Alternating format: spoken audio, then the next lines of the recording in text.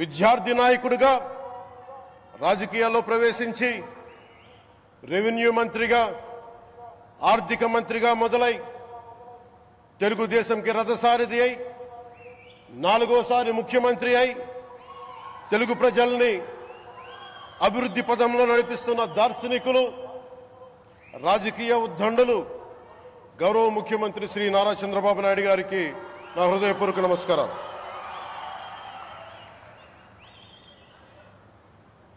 తోటి మంత్రివర్గ సహచరులైన ప్రతి ఒక్కరికి, నారా లోకేష్ గారికి, ఎన్డీఏ కూటమి శాసనసభ్యులకి, నాయకులకి, బీజేపీ నాయకులందరికీ పేరు పేరున నా నమస్కారాలు. కార్యకర్తలకి నా హృదయపూర్వక నమస్కారాలు. బీజేపీ నాయకురాలు శ్రీమతి పురంధేశ్వరి గారికి నా హృదయపూర్వక నమస్కారం. మా ఎన్డీఏ కూటమికి 164 అసెంబ్లీ స్థానాలు, 21 మంది పార్లమెంట్ సభ్యులనిచ్చి మమ్మల్ని వారి విలువైన ఓటుతో వేసి గెలిచిన ప్రతి ఒక్కరికి ఆడపడుచులకి, అక్క చెల్లెలకి, పెద్దలకి, పిన్నలకి, యువతులకి, యువకులకి పేరు పేరున నా హృదయపూర్వక నమస్కారాలు. ప్రజలు ఎన్డీఏ ప్రభుత్వాన్ని నమ్మారు, నిలబడ్డారు. అలా నిలబడినందుకే ఈ రోజున మన గౌరవ ప్రధానమంత్రి గారి సారథ్యంలో ఈ ప్రారంభోత్సవాలు కానీ, శంకుస్థాపనలు కానీ, అది దక్షిణ కోస్తా రైల్వే జోన్ కావచ్చు, కృష్ణపట్నం ఇండస్ట్రియల్ పార్క్ కానీ, గ్రీన్ హైడ్రోజన్ హబ్ కానీ, అనకాపల్లి బల్క్ డ్రగ్ పార్క్ కావచ్చు, 6 కొత్త రైల్వే ప్రాజెక్టులు కావచ్చు, వీటన్నిటిని వచ్చే పెట్టుబడి దాదాపు 2,10,000 కోట్ల రూపాయల పెట్టుబడులు, 7.5 లక్షల మందికి ఉపాధి అవకాశాలు. అవినీతితో కూరుకుపోయి ఉపాధి అవకాశాలు లేక, ఉద్యోగ అవకాశాలు లేక విలవిల్లాడుతున్న సమయంలో మీరు నిలబడ్డారు.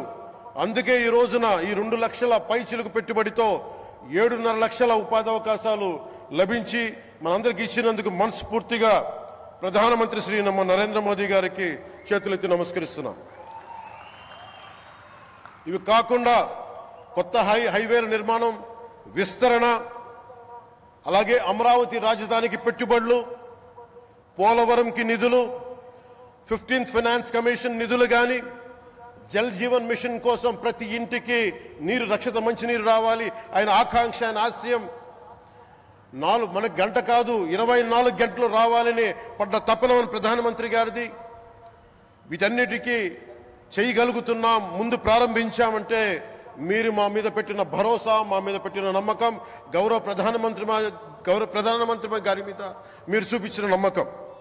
ఈ రోజున అది 2 లక్షల పైచిలుకు పెట్టుబడులుగా ఇక్కడికి వచ్చింది. ఎక్కడో మన మారుమూల గ్రామాల్లో 70 సంవత్సరాల పాలనలో గ్రామాలకి రోడ్డు లేదు. ప్రధానమంత్రి సడక్ యోజన కింద ఈ రోజున మనం మారుమూల గిరిజన గ్రామాల్లో కూడా రోడ్లు వేయగలుగుతున్నామంటే దానికి ముందుండి మాకు వెన్నుతట్టి మాకు నిధులు సమకూరుస్తుంది నరేంద్ర మోదీ గారు. భారతం అభివృద్ధి పదంలో ఎందుకు చేశారు ఇవన్నీ అంటే, భారతదేశం అన్ని రాజ్యాలు, అన్ని రాష్ట్రాలు ఏ ఒక్కరు కూడా అభివృద్ధిలో వెనకపడకూడదు. అది మనకి తెలంగాణ కావచ్చు, ఆంధ్రప్రదేశ్ కావచ్చు, ఆంధ్రప్రదేశ్లోని ఉత్తరాంధ్ర, రాయలసీమ, మనకి కోస్తాంధ్ర కావచ్చు, ఎక్కడా కూడా ఏ ప్రాంతం కూడా వెనుకపడకూడదు. అభివృద్ధిలో అందరికీ సమాన వాటా ఉండాలని చెప్పే ఈరోజు ఇన్ని పెట్టుబడులు. ఈ మోదీ గారి సంకల్పానికి, సహకారానికి, ఆయన గైడెన్స్కి మనస్ఫూర్తిగా నా కృతజ్ఞతలు.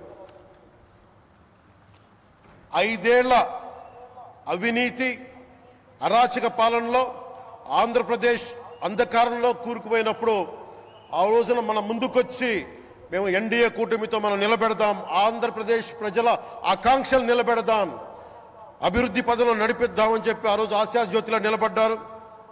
అసలు అభివృద్ధికి ఆస్కారమే లేదు ఆంధ్రాకి అనే స్థితి నుంచి అభివృద్ధి అంటే ఆంధ్రానే అని చెప్పుకునేలా గౌరవ ముఖ్యమంత్రి గారి నాయకత్వం, చంద్రబాబు గారి నాయకత్వంలో, ప్రధానమంత్రి గారి నిర్దేశకత్వంలో, వారి సూచనలతో సహకారంతో కేబినెట్ కానీ, మంత్రివర్గ సహచరులు కానీ, ఎన్డీఏ కూటమి ఎమ్మెల్యేలు కానీ, మేమందరం కార్యకర్తలు అందరం కష్టపడతాం. అహిర్నిశలు రేయం భవళ్ళు కష్టపడతాం. దేశ ప్రగతిలో భాగస్వామ్యులు అవుతాం. మేము ప్రధానమంత్రి గారికి అండగా ఉంటామని తెలియజేసుకుంటూ, ఆంధ్రప్రదేశ్లో ఉన్న ఆంధ్రాకి వెలుగుతో నింపుతున్న మీ నిండు హృదయానికి నా హృదయపూర్వక కృతజ్ఞతలు తెలియజేసుకుంటున్నాను. మరోమారు మీ అందరికీ ధన్యవాదాలు తెలుపుకుంటూ, నమ్మకం పెట్టారు. మీరు పెట్టిన నమ్మకానికి ఈ రోజున 2 లక్షల పైచిలకు పెట్టుబడులు తీసుకొచ్చారు. ప్రధానమంత్రి గారు ఉండటం వల్ల, సమర్థవంతులైన చంద్రబాబు గారు ఉండటం వల్ల మేమందరం నేర్చుకోవడానికి, పనిచేయడానికి సంసిద్ధంగా ఉన్నాం. సో మీరందరూ ఇదే సహకారం ఇవ్వాలని మనస్ఫూర్తిగా కోరుకుంటూ, ఆ భగవంతుడు, ఆ లక్ష్మీ నరసింహుడు ఈ దేశాన్ని మరింత ప్రగతి పదంలో నడిపించేలా గౌరవ ప్రధానమంత్రి శ్రీ నరేంద్ర మోదీ గారికి దీర్ఘాయుష్ ఇవ్వాలి, ఆరోగ్యం ఇవ్వాలని మనస్ఫూర్తిగా కోరుకుంటూ, ఆ లక్ష్మీ నరసింహుడిని వేడుకుంటూ సెలవు తీసుకున్నాను.